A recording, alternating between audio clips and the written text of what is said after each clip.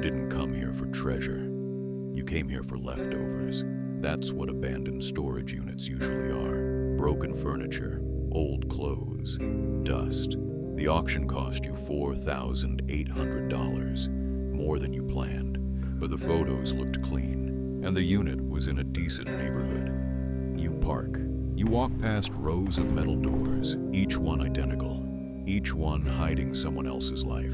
Your unit number is stenciled on the corner. You stop. You put the key in the new lock. Your hand hesitates. It's ridiculous. It's just a storage unit.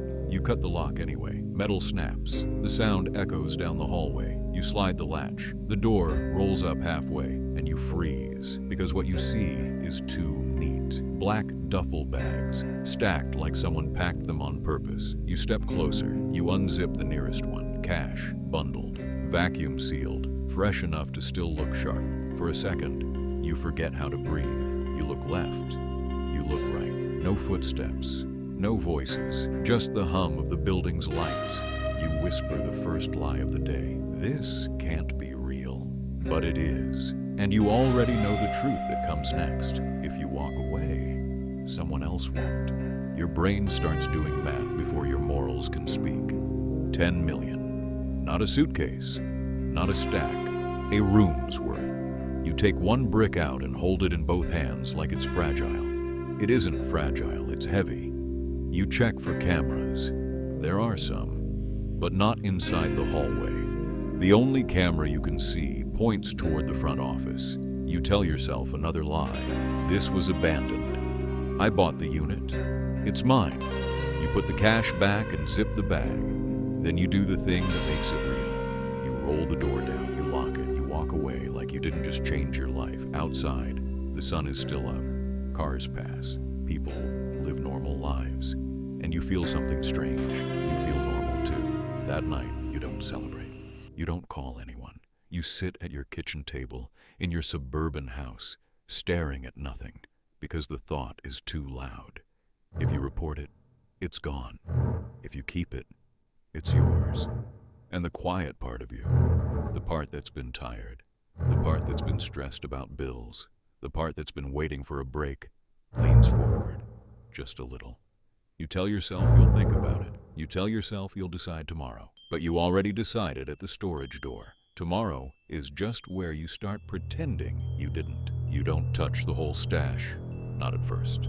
You take $20,000. Not because it's safe, but because it feels small compared to 10 million. You drive to the bank, hands steady on the wheel, heart not steady at all.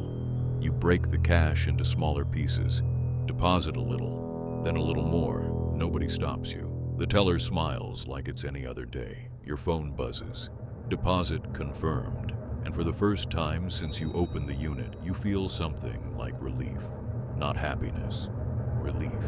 Because the world didn't punish you immediately. And that's the most dangerous reward there is. 3 days pass. You go to work. You make coffee. You answer emails. You nod in meetings. Your mind is split in two. Half of you is a normal person. The other half is standing in a storage unit, staring at duffel bags. Then, one evening, you turn on the TV, local news, a calm anchor voice, a bright studio, a story that feels far away until it doesn't. An ongoing investigation. A storage facility owner was found dead. Police are asking for information. They show a photo of the building. Your building. Your throat tightens. They cut to surveillance footage, a blurry clip of someone walking the property. Then for half a second, a graphic flashes. Unit numbers under review. Your unit number appears in a list. Just a list. Just a moment. But you see it. Because you were there. And now the money isn't just money, it's evidence. It's a missing piece. It's a shadow that belongs to someone else. The next morning, you notice a car down the street. Dark. Parked. Engine off. It might be nothing. So, you tell yourself it's nothing. You leave for work. When you come back, it's gone. That night, it's there again.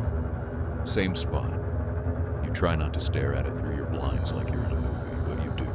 You tell yourself you're being paranoid. Then your phone A notification from your bank. Unusual activity detected. Not a freeze, not a shutdown. Just a message, a warning, a reminder that systems are watching, even when people aren't. You set the phone down, and suddenly your house feels too quiet, because quiet is what you get right before something happens. You start searching for answers without searching for the wrong answers. You don't look up how to move money. You look up financial consultant, privacy, asset protection. You find someone through a friend of a friend, a man with a calm voice and clean hands. He meets you at a coffee shop. He listens without reacting. And that's what scares you. Because people react when they hear something shocking. He doesn't. He just asks one question. Where did it come from? You keep your voice steady. A storage unit. Abandoned. He nods slowly, not like he believes you, like he's measuring how much you'll admit. Then he says, casually, do you know who was supposed to find it? You blink. He keeps his eyes on you, because someone will notice it's gone, and they won't react like a bank. Your skin feels cold. He slides a card across the table. No texts, no calls. If you want help, you show up. You don't explain. You don't pick up the card right away because touching it feels like stepping into something you can't step out of. Over the next week, you stop sleeping normally. You sleep in pieces. You wake up at small sounds. A house settling, a car door, a dog barking 3 houses away. You check the locks. Once, twice.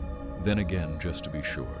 You start avoiding windows. You keep the TV on at night, not to watch it, but because silence feels like a signal. You look at the cash in your mind more than you look at it in real life. It's in your head now. And the worst part is, you can't tell if you're afraid of getting caught or afraid of being found. On the 13th night, your phone rings. You're awake already. The time on the screen says 2:17 a.m. Unknown number. Your thumb hovers. The phone rings until it stops. You exhale. Then it rings again. Same number. You don't answer. You just sit there, listening. Like the sound itself is a threat. It stops. A minute passes. Then your phone buzzes with a message. No words. Just a photo. Blurry. Dark. A picture of the storage facility. Taken at night. Your storage door. The same hallway. The same angle you saw when you opened it. You stare at the screen until it goes dim. And you realize something you didn't want to realize. You were never alone in this story. You were just... 2 days later, it happens in the morning. 3 knocks. Not loud, not angry, measured, patient. You move to the door like your body is doing it for you. You look through the people. 2 men, clean jackets, calm faces. They aren't in a rush. That's how you know they'll wait. You don't open the door. You step back. Your mind is screaming, but your hands are calm. You grab a bag, cash, a jacket, your passport. You go out the back. The sun is up. Birds. Normal life. You get in your car and drive like you're not panicking. You don't head to work. You head away. You don't know where safe is. You just know it isn't here. You check into a motel off a highway. Not nice, not terrible. A place nobody remembers. You pay in cash. You use a name that isn't yours. The clerk doesn't care. The room smells like old air conditioning and cheap cleaner. You lock the door. You sit on the bed. And for the first time in weeks, nothing happens. No knock, no phone call, no car outside. A full day passes, then a second. Your shoulders drop. Your brain starts whispering, maybe you actually got away. Maybe the agents didn't know everything. Maybe they were early. Maybe they were wrong. You start spending again. Small. Food, gas, clothes. You feel yourself returning to something almost like confidence. And that's when it happens. The power cuts out. Instantly, the TV dies. The lights die, the humming AC dies. The room is dark in a way that feels heavy. You sit up slowly. Your phone screen lights your hands. No service. You listen. No footsteps in the hallway. No voices. Just silence. Then, the door handle jiggles. Once, not violently, not frantic, just a single, deliberate test. You don't move, you don't breathe, you stare at the door like it can stare back. The handle doesn't move again, no knock, no sound, just a quiet certainty settling over you, and you finally understand it. The FBI wanted you arrested. For the people who lost that money, they wanted you found.